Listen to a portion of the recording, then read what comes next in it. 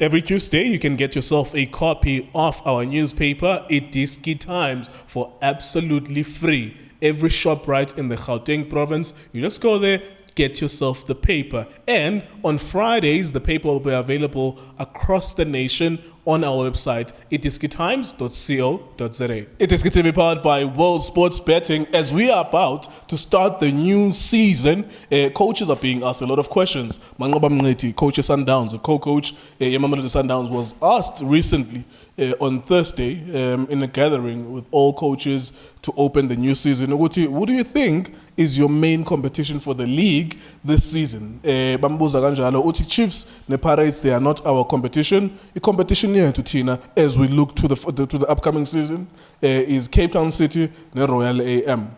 Ngokuthi bona beku number 2 no number 3 wala season, and he says he's looking to see improvement from those teams, or he's expecting tough competition from those teams who were number 2 and number 3, not teams that were number 4, number 5, or number 6 next season. It provoked a lot of people. A lot of people are unhappy about that. Junior Khanye, your thoughts, sir?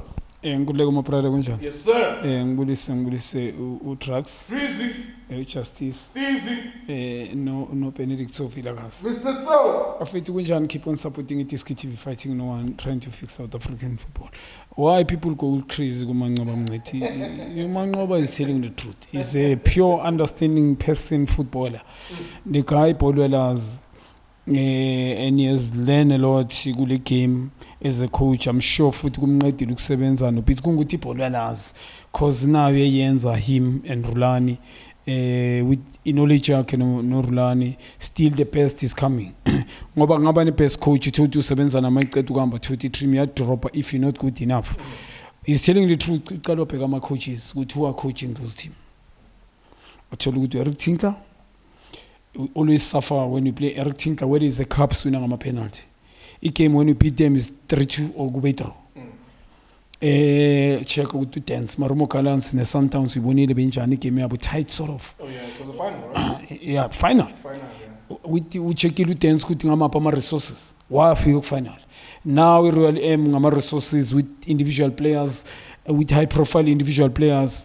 What pagan to dance because of dance. Abo like it or not, abo Manqoba bafundile kuPitso. Any system apply this 3-4-3 they've learned from Pitso. Yes, by understanding modern football, they are hardworking coaches. Make no mistake, you need to give them credit. Paul Abalas, him and Rulani, also Steve, but they play 3-4-3. A South African club, a master 3-4-3, and Mabadala. That's why it's also difficult. Mabadala nabo utens udlala njengabo. Utens uqala ibhola eDebeck akabaniki space. Immediately ka tens yadlala imark iSundowns. They're not going there with is concerning Sundowns izozakithi. Iyamaka na Sundowns. Abo tens ama player dlala ku tens are technically good. Ukhuluma into ezinjalo ukuthi utens uzoapply ama principles. Laba applyayo. And utens unama player ama high profile players abakazithatha responsibility. Uzo build confident, emphasize confident ilo. Uzo build confident kula ama player. Also ngendlela ama tactics okadance ay Sundowns awayiniki inkinga. Wacheka no Eric the same. So other teams uthema kabheka wabona ukuthi I know I need to be honest, who are coaching, who are coaches kula uma club, and what type of signing about now. But that was going to be my question, Uguti. Can you, because the question comes from a journalist, Uguti, do you think Chiefs and Pirates will be a threat this season? It's sugar from a journalist in that way.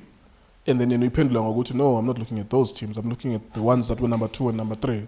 But is it not because the perception out there is that Chiefs signed Ashley Dupree and all of the other players that they've signed?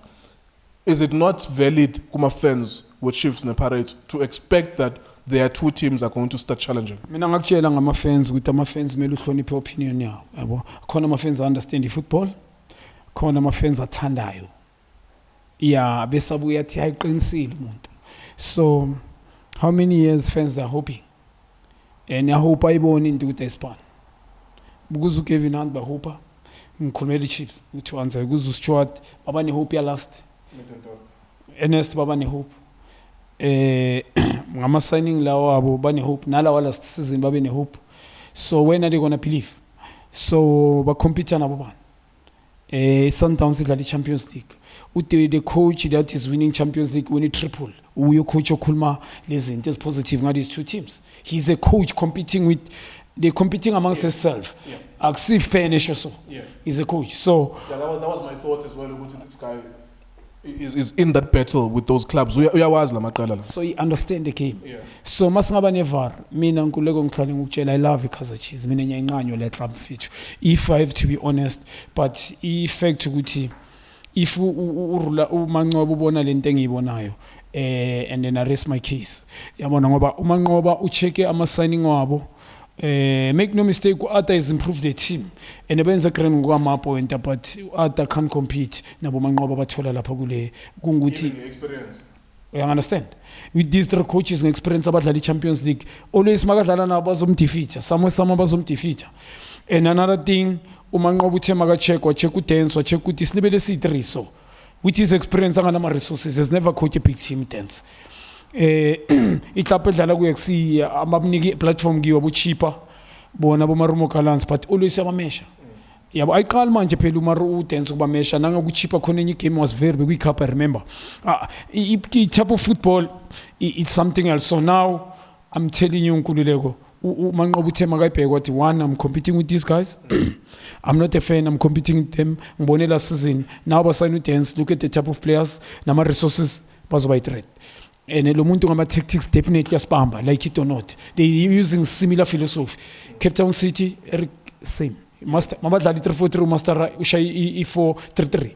Uyaba master na udlala ngemidfield. Mawudlala neSundowns angazi ngachela abantu kanjani. Your midfield is supposed to be active. Liyazangwenya zibanike space abonotata, abomdantsana, abomkeke, but they play. Imali kibo game. You can tell with they in control, by in charge. And bakwazi cover ipace at the back defense yakalo Mngqithi yaka Eric compact akusi iSundowns in most mayidlala mabhola malingahlalanga kumshishi uSerino kunzima ukuthi bamthole mangabe yaka function kulabantu abayi3 up front kwaba khona off oy1 kuzoba nzima ukuthi akore ushalulile. So izinto abazazi yabazibheka and ba increase speed kulabantu abayi3 abadlala iSundowns no ukuthi Sundowns they can eliminate ba cheat up front. So amanye ama team aweplaneli ukuthi mabadlala they don't play. When they play Sundowns is like you gonna super pass. Let me ask you a last question then. Maybe this is the bigger question. Njengoba Ati is looking at those two clubs. I can understand it. Number 2 and number 3. Those were our competitions. Bashayanga 5 points or whatever, 6, 10, 9 points last season. So he's looking at them. But is he realistically thinking? Is he realistically thinking that those guys could even win a league from him? Do you think he's genuinely... Sundowns, can it look at any team in good league, Sundowns, and think that Lo was a Sogolesa and a winner? Yeah, if Varutens can beat them. Over 30 games. We need to be honest in Kulega. I would see a pity Sundowns player, they can compete. Yes, that's by win. Yeah, they can. Because Sundowns shape is a winner. But what he's saying, we're going to beat all this team, but when we meet this team, definitely it's a problem. Statements like once we slightly mistake this season, we need to win all our games. Uzama explain lezo zinto, especially ku league. It's home away. Mangabe mhlambe siphumile away, abantu esingatroba nabo yibo labo. Hayi ukuthi basidle. Because once slightly mistakes basidla labo abantu, ukuluza ama game labo abantu labo with those coaches, with those players, they can win the league. Ingachinja yonke lento uthola ukuthi everybody's kuseyaqala babona ukuthi we are beatable. Ngoba ukhuluma statement esinjalo akathi Nkululeko, he's not trying to say mhlambe ngoba uyazi badlala iChampions League, he's not trying to say bazobala ku number 1 ku number 2 and 3 badlala iChampions League laba bantu Nkululeko. He knows badlala iChampions League, both teams babonile last season and with if masingakhuluma uthinka bekahambile he came back bekuyisizini yakhe yokuqala hambile and umbonile ukuthi bekanjani makadlala eCapital bengamudli Sundowns even eCupini imudla kuma penalty kuligwe kuba i-draw probably, and it was very very difficult ukuthi bamudle nabo uthinka convincedly even nangeball ngikhuluma nge all in all aspect of ama game i-game bekuba nzima ukuthi ba break uthinka. Now uthi makabheka ama resources abanawo iRoyal M i-chairman Mamkhize no Mpisane ulo mfana andile uMngqithi andile, big up to them. They make players happy. Bayas good they can compete. Ama player more happy they will perform, and with type of a coach in ama player njani and bayazi ukuthi makanala ama resources uDance ngoba akakaza abe ixlapine nama resources we support le hype ekhona manje ngoDance akaza bekuye babhekile into ezinjalo ukuthi can motivate uDance ayisokuli Sundowns aphinda yidle and bagcine bayiwin league ngoba badlala ne-Champions League. They are highly motivated. Also Cape Town City abagaze bayidle convinced this year they've signed now but banama surprises on Monday. They brought a couple of players. Uchinkana is signing well as Paul is signing is signer la aleka khona. It doesn't just sign. So babona abantu abanjengala ukuthi laba bangayina le league. Ngaba akakhulumeli ukuthi bangaba 2 and 3. They can win a league if it's nga yenza ama mistakes. There you go.